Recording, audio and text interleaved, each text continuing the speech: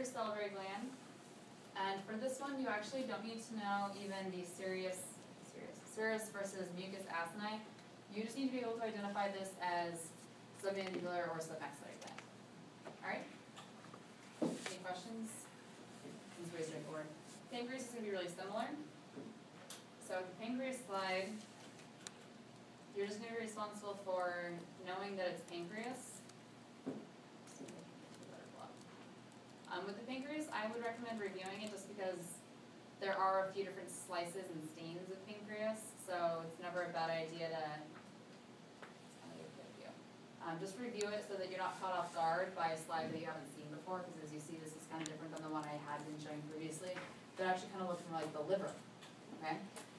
So with this one, the only thing you'll need to know is serous acini, which is just everything but islets of Langerhans. So basically, if we were to point to anything but the islets of Langerhans, be serous acini. That's all you need to know for this one, is that it's pancreas and the serous acini. And again, since we have some time today, I definitely recommend calling out all three of these glandular tissues and making sure that you're comfortable telling them apart, because they do look similar enough that you could easily confuse them on practicum. Alright, next we'll do the lung. And we have seen slides of the lung before, because this is the one that I used as a simple squamous epithelium example, and it even showed up on the practicum for a simple squamous epithelium.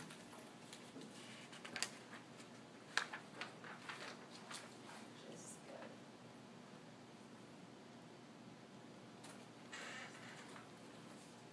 Okay, so this is actually a really good cut. I'm going to move around it a little bit, and I'll explain why in a second. So within this, the lungs, basically you're just going to be identifying different levels of organization. So as it's listed on your manual, it starts at the highest level of organization with the bronchioles, works its way down to the lowest level with the alveoli, all right?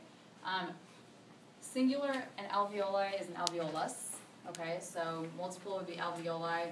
For the practicum, I would accept alveolus or alveoli, all right, just because it's kind of written incorrectly on the manual.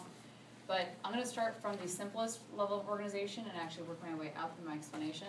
So an alveoli is a single circular pouch of gas exchange, okay? So when we identify that on the slides, we're looking essentially just for a complete circle.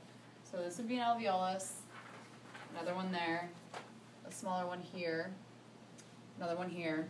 So it's basically you're just looking for a complete circle, okay?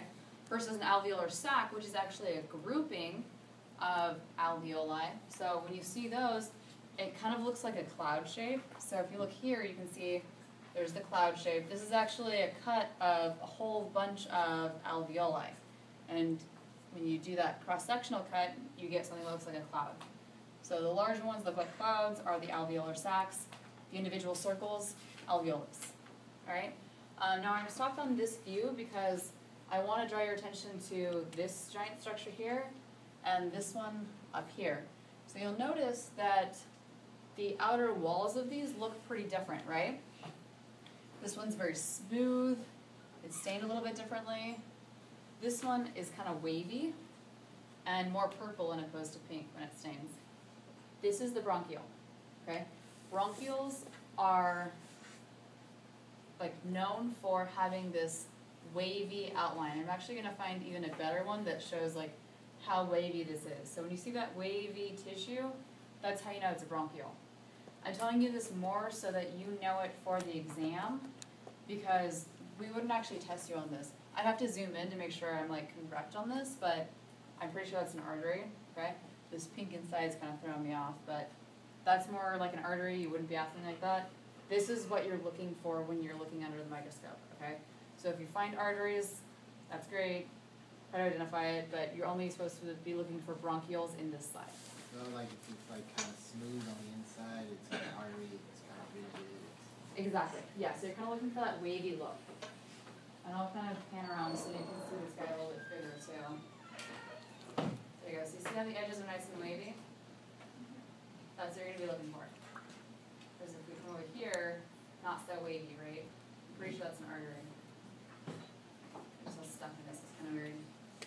Come over here, see that wavy outline there? This one's kind of squished looking. There's another bronchiole there. Another one there. So these are what you're looking for, right? These are the bronchioles that you're trying to be focusing on. not, for example, what we see down here, which is probably a vein, given how small this layer is. So just make sure that you can tell the difference between those two when you're looking at these, so you don't take pictures of and focus on the wrong thing. They always be as big like that.